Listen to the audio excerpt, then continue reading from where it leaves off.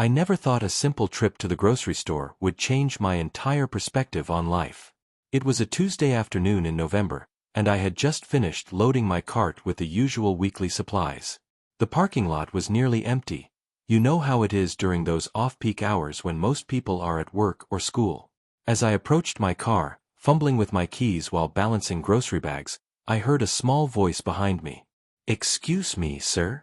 I turned around to see a boy, maybe 12 or 13 years old, standing a few feet away.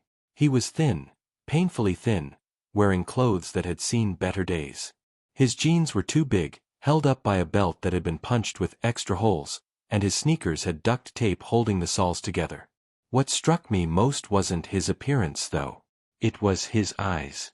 They held a mixture of hope and fear, the kind of look you see in someone who's been disappointed too many times but hasn't given up completely. He was holding a small spray bottle and what looked like old rags. "Can I clean your car for food?" he asked, his voice barely above a whisper. The words hit me like a physical blow. Here was this kid, not asking for money, not begging, but offering to work for something as basic as a meal. I looked at my car. It wasn't particularly dirty, but that wasn't the point. "What's your name, son?" I asked, setting my grocery bags down on the ground. He seemed surprised by the question, as if most people didn't bother to ask. "Tommy," he replied, straightening up a little. "I'm really good at cleaning cars. I won't leave any streaks, I promise." I studied Tommy's face as he waited for my answer. There was something about his determination that reminded me of myself at that age, though my circumstances had been vastly different.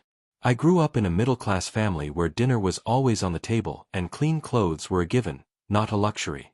"When's the last time you ate, Tommy?" I asked gently. His cheeks flushed red, and he looked down at his worn sneakers. "Yesterday morning," he admitted. "My mom, she's been sick, and we're staying at my aunt's place, but—" He trailed off, clearly uncomfortable sharing too much.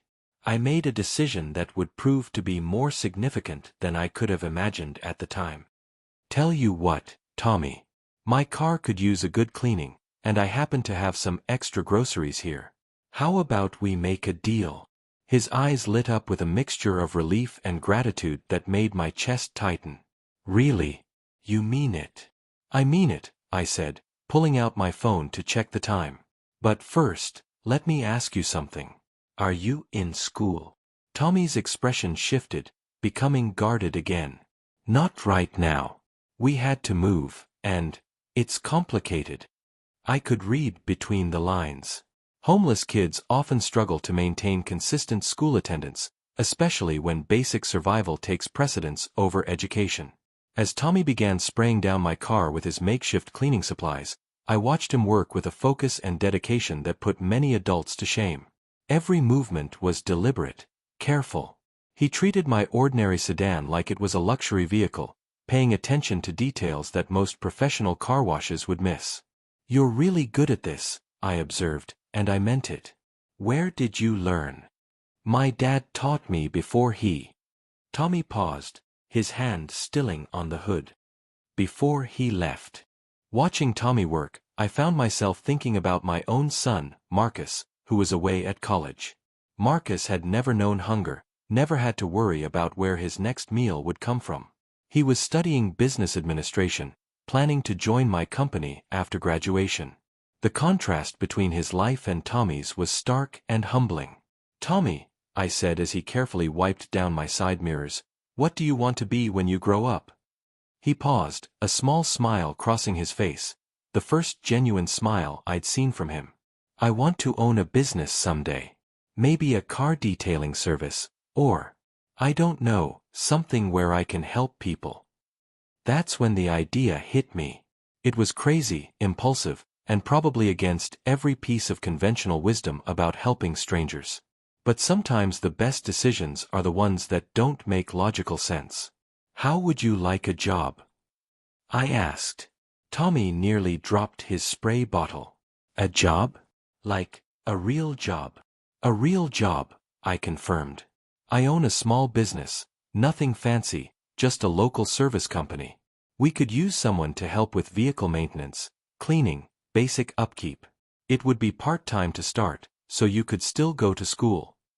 The hope in Tommy's eyes was almost too bright to look at directly. But, you don't even know me. What if I mess up? What if I'm not good enough? I thought about how to respond. Here was a kid who had been knocked down by life repeatedly, yet still had the courage to approach strangers and offer honest work for food. That took more character than most adults I knew possessed. Tommy, in the last 30 minutes, you've shown me more work ethic and integrity than some people demonstrate in years. Everyone deserves a chance. As he finished cleaning my car, and it truly looked better than it had in months, I handed him 2 grocery bags filled with food. But more importantly, I handed him my business card. Think about it tonight, I said. If you're interested, have your mom call me tomorrow. 3 months later, Tommy had become an integral part of our small team. What started as basic cleaning duties had evolved into something much more significant. He had a natural aptitude for organization and an eye for detail that impressed everyone who worked with him. But the real transformation wasn't just in Tommy, it was in our entire workplace culture. His gratitude and work ethic were infectious. Employees who had been going through the motions suddenly found renewed purpose. Tommy's presence reminded us all why we were there, not just to make money, but to make a difference. I learned more about Tommy's situation during those months. His mother, Sarah, was battling chronic illness and had lost her job due to extended medical leave. They had been staying with relatives, moving from couch to couch, trying to maintain some semblance of stability. Tommy had been the one keeping their small family afloat, taking on responsibilities no child should have to bear. "Mr. Johnson," Tommy said to me one afternoon as we were closing up the office, "I've been thinking about what you said that first day, about everyone deserving a chance. What about it? I want to do that for other people someday. Give them chances like you gave me." I felt a surge of pride that had nothing to do with business success or financial gain. This kid, who had started with nothing but determination and a spray bottle, was already thinking about how he could help others. "You know what, Tommy? I think you're going to do exactly that." But I had no idea how prophetic those words would turn out to be, or how dramatically our relationship was about to change. Sometimes life has a way of coming full circle in the most unexpected ways. That evening, I received a phone call that would reveal a connection I never could have imagined. The call came from my ex-wife Linda, whom I hadn't spoken to in over 15 years. We had divorced when Marcus was just 3 years old, and she had moved across the country with her new husband. The conversation was awkward at first. Too many years and too much hurt between us. "David," she said, her voice shaking, "I need to tell you something about Tommy." My blood ran cold. "What about Tommy? How do you even know about Tommy?" "Because." She paused, and I could hear her crying. "Because Tommy is your son." The world stopped. Everything I thought I knew shifted in that instant. "That's impossible, Linda. You said the baby wasn't mine. You said." "I lied," she whispered. "I was young and scared and angry. When I left with Robert, I told everyone the baby was his. But Tommy, David, Tommy is yours."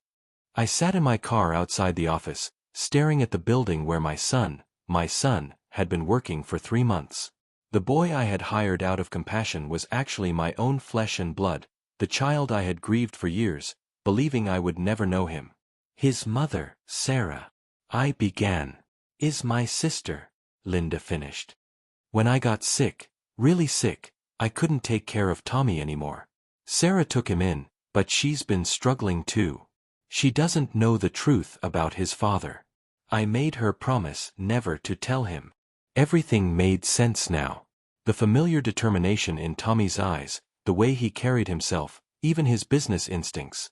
They were reflections of myself at that age. I had been drawn to help him not just out of kindness, but because of a connection I couldn't consciously recognize. The next morning, I sat Tommy down in my office. Looking at him now, knowing the truth, the resemblance was undeniable. How had I missed it? "Tommy," I said carefully, "how would you feel about having a father?" He looked confused. I thought my dad left when I was little. What if I told you he never really left? What if he just didn't know where to find you? As understanding dawned in his eyes, those eyes that were so much like my own, Tommy whispered, "Are you?" I nodded, and for the first time in 15 years, I held my son. Sometimes the universe has a plan we can't see until we're living it. A hungry boy asking to clean a car for food had led me back to the family I never knew I had lost.